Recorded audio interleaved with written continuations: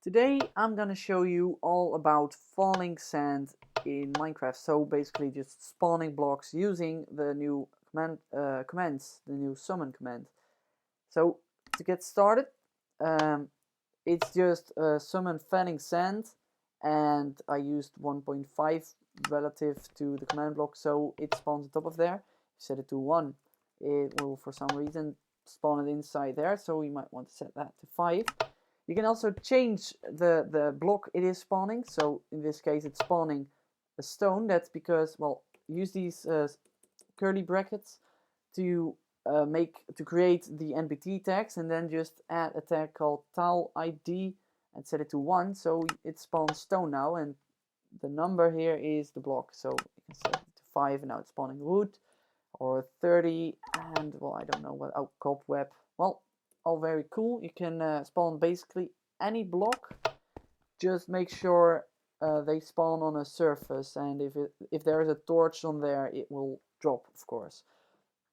So yeah, also watch the capitals, because if you set this to a lowercase ID, then it still spawns falling sand. So yeah, make sure those are capitals. Then there's one problem though.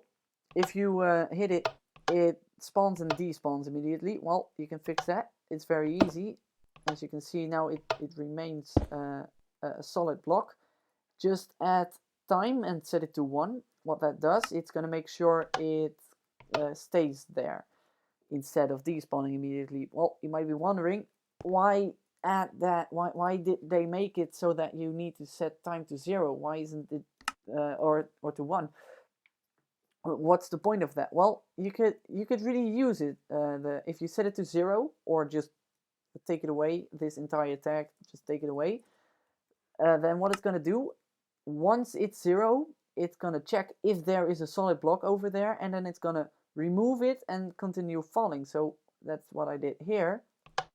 And now, as you can see, the block falls.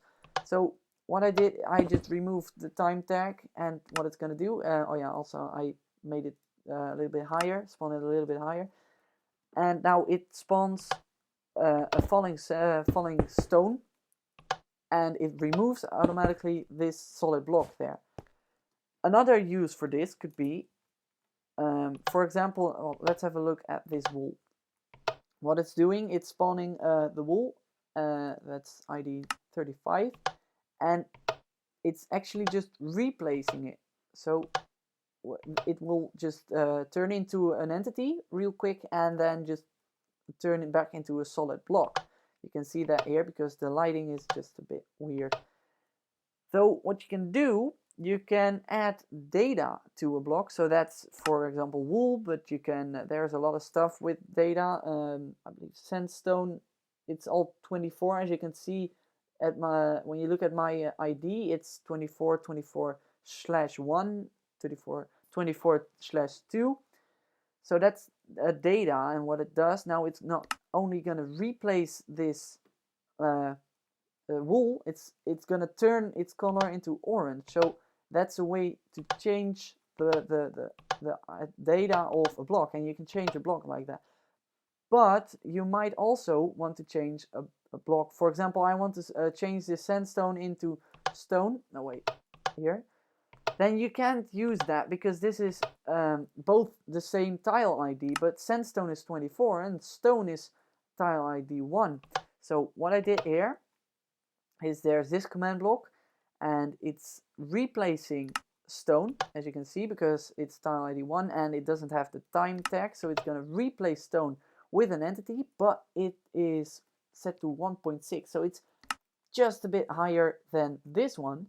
This one is actually this has the time tag, so it's going to create the sandstone block instead of just replacing one, and this one has just the usual height. So what's going to do, the stone block is going to land just a bit later, but because it's inside a block, just like with this torch, it's going to drop, because if a sand entity falls on top of a torch, it will drop. So it's also, it's not just a torch, it's basically any block. So here as you can see, if you keep pressing this, it will keep spawning those drops out there. And well, that's maybe it is a downside, the drops, but we can take care of that as well, because as you can see with this one, it's not spawning any drops. That's because I added this tag called drop item and set it to 0. And if you set that to 1, it will just drop an item, of course, as you can see there.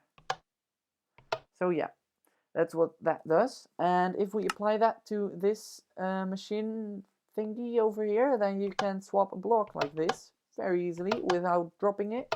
Only 2 command blocks, really compact, looks really cool. Some other stuff you can do. You can replace the block here and add this tag motion.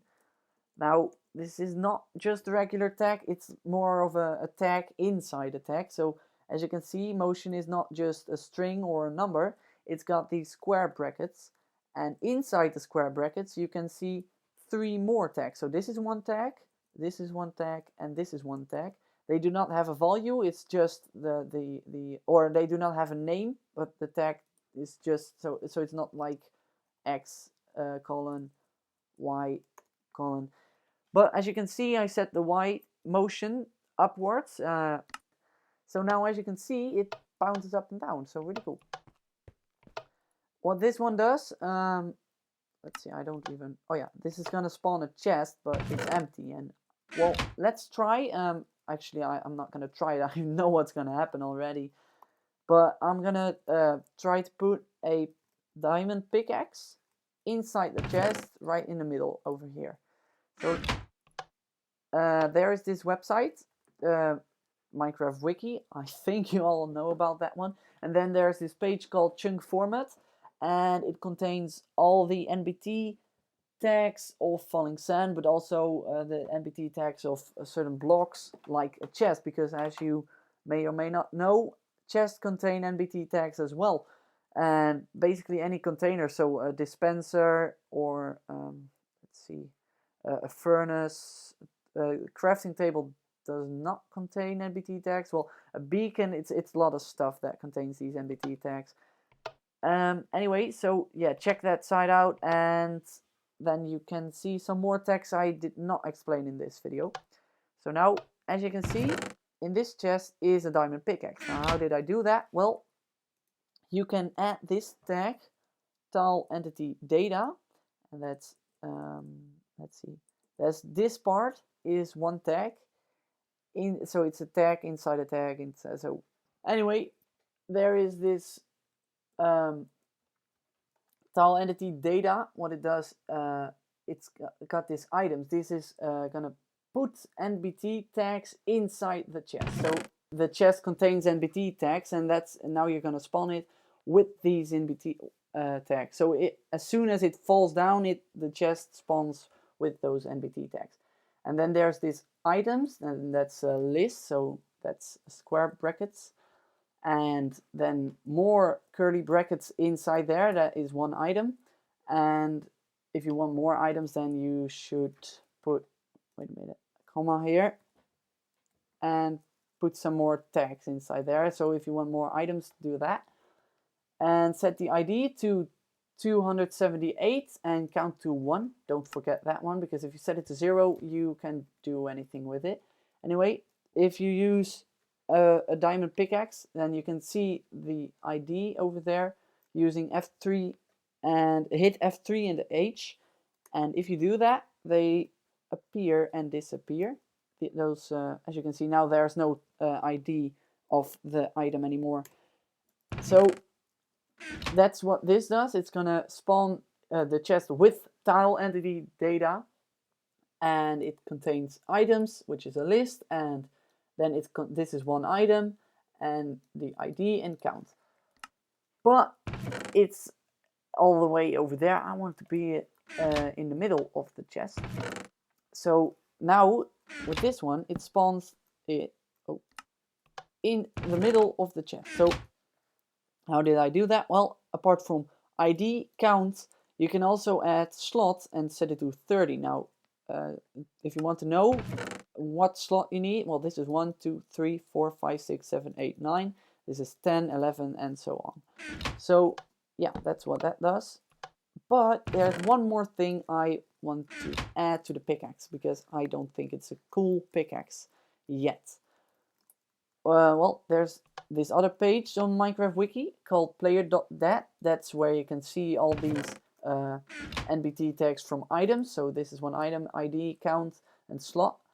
But there's also another page, enchantments, and that's a list of all the enchantment IDs of the enchantments. So you can use an extra tag here. Wait, I'll just, as you might know, you can use gift to give yourself items. I think everyone already knows about that. But now in the latest snapshot, you can also give it an item to yourself using NBT tag. So to do that, just add this, and then add this list called ench, and this is one enchantment. This is one enchantment.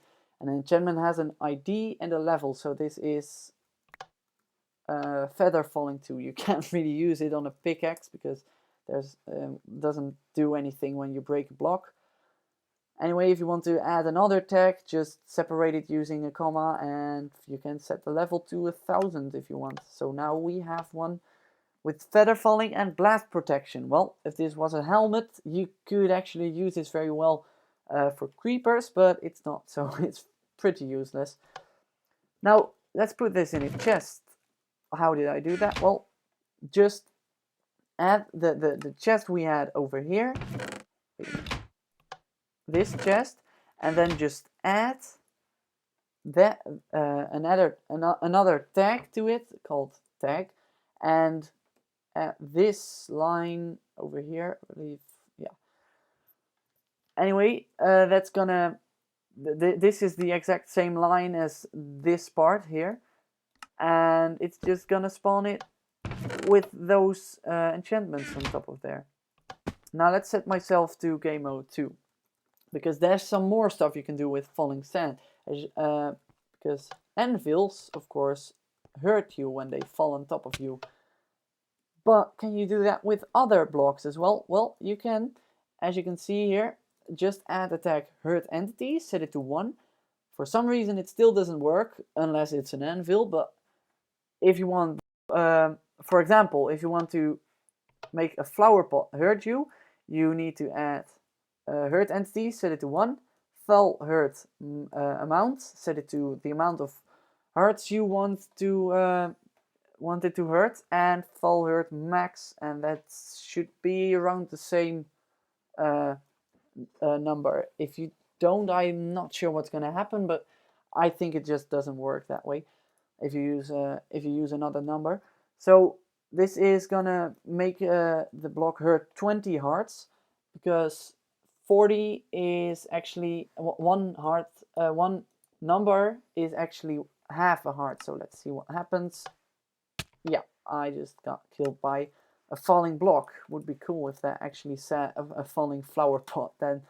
Anyway, that's it for today. I hope you learned something, and if you have any questions, as always, you can leave them in the comments and I'll try to answer them. And that's it for today. Thanks for watching.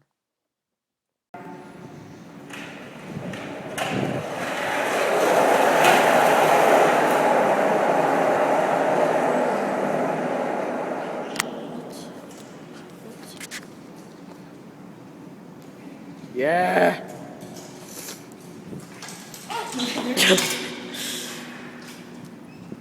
Tunnel. Is it? Oh, what? Naked Man. Naked Man is back. What the fuck?